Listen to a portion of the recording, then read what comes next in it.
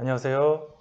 이번 시간에는 학부모님들이 댓글로 이제 많이 문의하시는 것들 중에 중등 수학을 진행할 때 선행과 심화의 순서를 어떻게 해야 되는지 많이 문의하십니다. 그러니까 주로 이제 학생들이 아주 수학의 능력치가 아주 뛰어나진 않고 평범하게 이제 잘하는 학생들 같은 경우 이 선행이나 심화를 어떤 순서에 맞춰서 하면 좀 효과적인가 이런 부분을 많이 영상으로 찍게 됐습니다. 일단 이제 초등 같은 경우는 이제 많이 문의가 없는 게 초등 같은 경우는 이제 양이 적고 그리고 뭐 학교 시험이나 그런 거에 부담이 없다 보니까 보통 처음 하는 개념 같은 경우는 디딤돌 교재 기준으로 말씀드리면 디딤돌 기본이나 또는 응용 이렇게 하고 심화를 최상이나 최상위 S 이렇게 이제 두공 구조로 진행을 하면 좋다라고 제가 말씀을 드렸어요. 그러면 학부모님들 같은 경우도 보통 이렇게 두공 구조로 하든지 아니면 뭐 세공 구조로 할 수도 있는데 이렇게 해서 그냥 심화까지 그러니까 뭐 가령 얘가 좀 수학이 약하다 그러면 최상위 S까지 수학을 잘한다 그러면 최상위까지 이렇게 진행을 하고 그 다음 과정 선행을 나가면 심화 끝나고 그 다음 과정 선행 나가고 또 심화까지 마무리하고 그 다음 학년 선행 나가고 그러면 이제 아이들이 어느 정도 조금 하는 학생들 같은 경우는 그 정도의 이제 커리큘럼을 충분히 따라오고 그리고 속도도 학년이 지날수록 속도도 점점 빨라지게 그래서 초등학교 같은 경우는 이제 특별하게 이제 학습량의 부담이 없다 보니까 평범하게 잘하는 학생들 같은 경우는 기본 개념하고 심화까지 마무리한 다음에 그 다음 과정 선행을 나가는 게 굉장히 시간적으로도 오래 걸리지 않고 부드럽게 가기 때문에 문제가 없는데 이제 중등 과정이 이제 문제인 거죠. 중등 과정부터는 심화를 시키면 굉장히 오래 걸립니다. 학생들에 따라서 초등학교 때 최상위까지 소화를 했던 학생들도 중등 과정 심화, 중등 뭐 최상위 정도 시키면 거의 뭐 못 푸는 학생들이 꽤 많아요. 그래서 중등 과정부터는 약간 고민이 되는 거죠. 반대로 고등과정 같은 경우는 차라리 심플합니다. 고등과정은 왜 심플하냐면 자, 고등과정 같은 경우는 거의 이런 포맷이에요. 방학 때는 선행을 있는데 얘가 할 수 있는 데까지 선행을 뽑죠. 학생들이 특강을 듣든지 뭘 하든지 간에 방학 때는 선행을 뽑고 학기 중에는 현행 심화를 하는 구조로 거의 일반화가 됐어요. 지금 예전과 같이 정시로 많이 뽑지 않기 때문에 거의 이게 일반적인 학습 패턴입니다. 학생들이 뭐 수행평가나 그런 거 준비할 게 너무 바빠가지고 일반적인 학습 패턴이고 여기서 이제 이렇게 하는 경우가 좀 추가가 되는 거죠. 그러니까 방학 때 선행을 뽑기는 뽑되 선행을 뽑으면서 다음 학기 현행 과정을 복습을 하죠. 방학 때 복습을 하고 그 다음에 3월달이 되거나 새학기가 되면 현행 심하면서 내신 대비를 하면서 일부 학생들 같은 경우는 이제 새로운 선행을 좀 나가거나 아니면 선행했던 거 복습을 하거나 근데 이렇게 선행 과정도 병행하는 경우는 평범한 일반고 기준으로 하면 내신이 좋으면 좋은 애들일수록 그렇게 안 하는 경향이 많죠. 워낙 내신에 따라 대학의 명함이 많이 갈려지다 보니까 내신이 이제 1등급 받고 그런 학생들은 안전하게 1등급을 받기 위해서 보통 방학 때 이제 선행을 많이 뽑고 학기 중에는 그냥 내신에만 몰입을 하는 그런 경향이 있습니다. 그런데 그 정도보다 내신이 좀 떨어지든지 아니면 정시로도 좀 기회를 노려야 되는 학생들 같은 경우는 학기 중에도 중등 과정 같이 선행했던 거 복습을 하거나 선행을 천천히 나가는 경우도 있습니다. 그래서 고등학교까지는 이제 오히려 이제 많이 복잡하지가 않은데 고등학교부터는 중학교 과정 같은 경우는 차라리 이제 복잡하다라고 생각을 하시는 것 같아요. 자, 이제 중등 과정부터는 이제 그 가장 좋은 거는 이제 수학을 잘하는 학생들 같은 경우는 보통 이런 포맷으로 많이 갑니다. 그래서 처음 배우는 건 한 센수학 정도로 하고요. 센수학을 소화했기 때문에 두 번째 배우는 책으로 일품, 1등급 수학, 최고 득점 이 세 권이 난이도가 좀 비슷할 거예요. 그래서 센수학 C단계 정도 소화하면 이 세 권들은 좀 부드럽게 소화를 하기 때문에 세 권 중에 한 권을 하고 그 다음 난이도가 이제 최상이나 블랙라벨 중에 한 권 하고 그 다음 이제 A급 마지막으로 A급 하고 자, 이렇게 이제 4단계 정도를 빠른 속도로 아이들이 소화를 하기 때문에 센수학부터 A급까지 이제 선행을 하는 과정이 현행까지 한 방에 하는 거죠. 한 방에 하고 그 과정이 끝나면 그 다음 과정을 또 그렇게 나가는 거죠.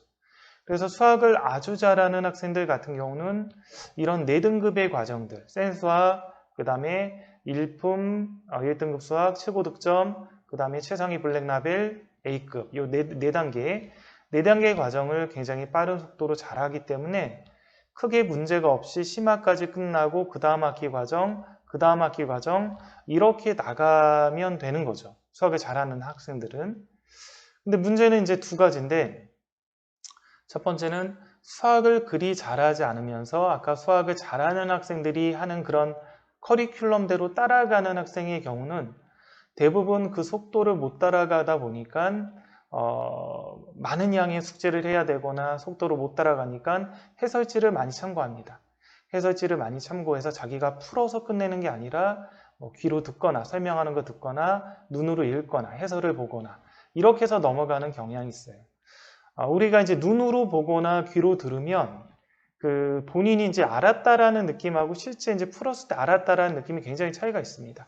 그러니까 눈으로 보거나 귀로 들으면 이해했다, 알았다라는 그런 착각을 많이 하게 돼요, 뇌가. 자, 그런데 실제로 이제 손으로 풀 때는 안 풀리는 거죠. 그래서 손으로 풀어야지 되는데 그렇게 이제 실력은 안 되는데 실력이 아주 좋은 학생들이 하는 커리큘럼대로 공부하는 학생들은 대부분 눈으로 읽거나 귀로 들으면서 심화 진도를 빼기 때문에 나중에 이제 고등학교를 가게 되면 이제 수학을 망하게 되는 이제 그런 길로 가게 됩니다. 자, 대부분이 이제 심화를 무지막지하게 이렇게 나가는 학원들이 있잖아요. 주로 경시학원 스타일의 학원들이 많이 이렇게 나가는데 그런 학원에 있는 학생들 같은 경우가 이제 잘 따라와가지고 그거를 잘 풀면서 그렇게 가는 학생들은 아무 문제가 없지만 대부분은 그렇게 이제 해설지를 읽거나 설명을 듣거나 진도를 빼기 때문에 이런 현상이 벌어집니다. 이런 현상을 이해하려면 이런 것도 생각하면 좋아요. 이제 장난감 같은 경우 아주 복잡한 장난감 있잖아요. 제 아들 막내 같은 경우는 이제 로봇 조립 같은 거를 이제 키드 엄청 큰 걸 사가지고 매번 조립하고 만들고 부시고 또 만들고 그러는데 제가 이렇게 보면 해설지 보면 엄청 복잡해요, 해설지가. 근데 그걸 만들어내요. 그러면 마치 이거랑 비슷해요. 그 로봇 조립하는 거를 설명 등, 야, 이거 이렇게 조립하는 것이다 라고 조립하는 거를 누가 보는 걸 유튜브로 보거나 아니면 설명을 듣거나 아니면 해설지를 보는 거죠. 그 조립 설명서를 보고, 이렇게 조립하는구나. 자, 이렇게 이제 그 귀로 듣거나 눈으로 읽고 나서 조립해 봐라 그러면 조립 못 하잖아요. 이게 똑같은 이치예요. 그러니까 수학도 그렇게 하고 나서 풀어봐라 그러면 못 푸는 게 똑같은 이치입니다. 그러니까 자기가 실제로 하나하나 조립해보고 이렇게 해도 안 되면 다시 뽀개서 해보고 해서 이게 손으로 익어가면서 그거를 해줘야지 그 다음에도 또 만들면 또 만들 수 있는 거잖아요. 그러니까 수학도 마찬가지예요.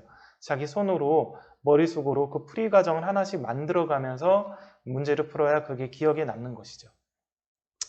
자, 그런데 이제 세 번째 유형으로 해서 수학을 평범하게 잘하는 학생들 같은 경우가 가장 질문이 많아요, 댓글로. 어떻게 해야 됩니까? 그러면 얘네들이 이제 심화를 나가게 되면 수학을 평범하게 잘하다 보니까 속도가 엄청 딜레이가 되죠. 그러니까 뭐 아주 잘하는 애들까지 같이 심화까지 마무리하고 선행을 나가려고 하다 보니 거의 뭐 선행 속도가 나가지도 않고 현행하면서 아이는 아이대로 스트레스를 받죠. 수학에 이제 실력이 한계가 있으니까. 자, 그런 경우는 어떻게 해야 되냐? 이런 질문을 많이 하십니다. 근데 저는 이제 거의 현행 속도에 맞춰서 자녀들은 심화를 할 수 있는 데까지 뽑고 그 다음 이제 선행을 나갈 예정이에요. 자, 그런데 저야 이제 수학 선생님이고 고등학교 과정까지 뭐 재수생까지 이렇게 가르치다 보니까 수학 전과정을 꿰고 있고 그래서 혹시라도 얘가 이렇게 나갔을 때 문제가 되면 응급처치나 응급대응이 가능하잖아요. 근데 이제 학부모님들 같은 경우는 그런 저 같은 전문가가 아니다 보니까 그렇게 저같이 하려면 되게 불안하실 거예요. 그러니까 평범한 자녀를 심화까지 계속시키면서 속도가 엄청 느려도 현행 속도밖에 안 나더라도 이렇게 나가는 게 불안하시니까 그럴 때는 제가 이제 일반 학생들, 학원에서 학생들을 가르치고 수업을 할 때는 제 자녀같이 이렇게 하진 않아요. 왜냐하면 제 자녀같이 하면 너무 속도가 느리고 학부모님들이 이제 그런 것들을 원하지 않기 때문에 좀 어느 정도 안정적으로 속도도 빼고 그리고 심화도 좀 할 수 있는 방법들로 하는데 그런 방법들로 하시는 게 제일 나을 것 같아요. 그러니까 집에서 어머님들이 지도를 하시는 경우는. 그래서 어떻게 하시냐면 처음 선행진도를 나갈 때는 심화까지 가령 1품 정도 수준까지는 나가지 말고 뭐 센수학 정도 수준까지만 진도를 뽑는 거죠. 진도를 뽑고 그 다음에 얘가 이제 진도를 뭔가 선행을 나갈 때는 처음 배우니까 어려우니까 그때 이제 복습을 시켜 나갈 때 심화를 다뤄주시면 됩니다. 그래서 뭐 중일 과정 같은 경우는 보통 학교에서 시험을 안 보니까 1품, 최고 득점, 뭐 1등급 수학 그 정도 라인 중에 한 권 정도 이렇게 현행 들어갈 때 복습을 시켜주시면 좋고요.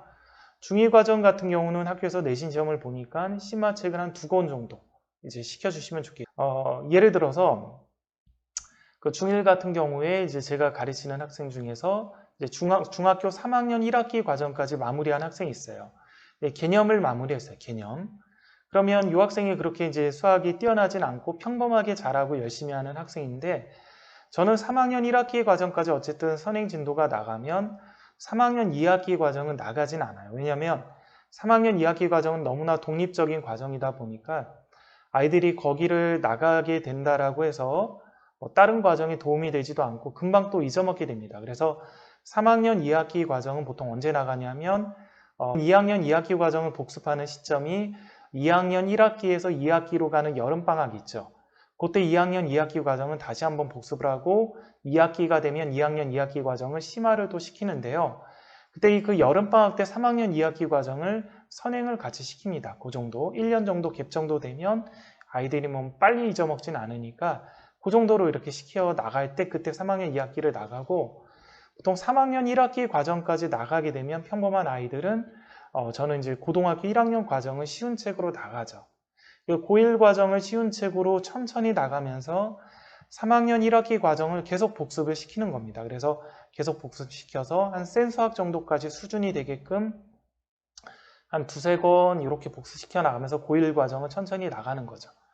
그리고 고1 과정 1학기 과정이 이제 천천히 나가서 마무리가 되면 1학년 2학기 과정 나가면서 또 1학기 과정을 또 그렇게 복습을 시켜 나가는 거죠. 그래서 고등과정은 기본 정석 수준까지만 세 바퀴, 그러니까 한 개념 원리, 평범한 애들은 개념 원리, 그다음 RPM, 기본 정석 요 세 권 정도 포맷으로 이렇게 이제 진도를 뽑아줍니다. 그러니까 기본 개념 했으면 바로 고1 2학기 거 기본 개념 하면서 고1 1학기 거 복습을 나가주는 거죠. RPM, 기본 정석 이런 식으로. 그래서 이렇게 먼저 선행했던 것들을 복습을 시키는 그런 좀 안정적인 방법으로 좀 나가는 거죠.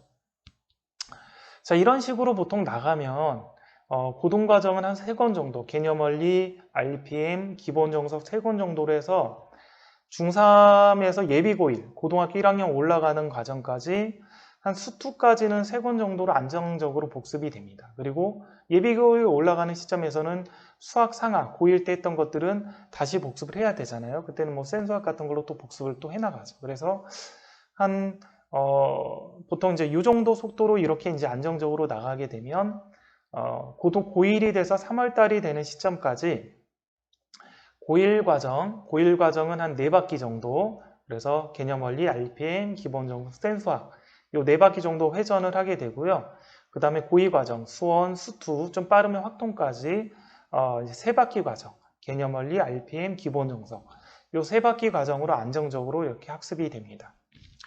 근데 이제 주변에 이제 경시학원이나 이제 중등 전문학원에서 애들이 배운 애들을 보면 초등학교 6학년 때 기본 정석으로 수학을 나가도 고1 과정을 엄청나게 회전을 많이 해요. 한 7바퀴 정도 회전을 하고 하는 경우도 있고요. 그리고 내신 대비 기간을 굉장히 많이 가져요. 그러니까 중등 전문 학원이다 보니까 이제 중학교 때 내신 점수가 어느 정도 나오게끔 하려고 해서 그런 건 수도 있지만 내신 대비 과정은 뭐 한 달, 많으면 2달까지도 가기 때문에 아이들이 초등학교 6학년 때 기본 정석으로 고1 과정을 해도 결국에는 제가 이제 고등 수학을 바라보면서 얘네들 뽑는 평범한 아이들 뽑는 진도랑 거의 똑같이 예비고일 과정까지 하면 수투 과정까지 보통 마무리가 돼요. 결코 이제 처음엔 빨라도 나중에는 똑같이 수투 복습하는 걸로 이제 수렴이 되는 거죠. 예비고일 과정 때.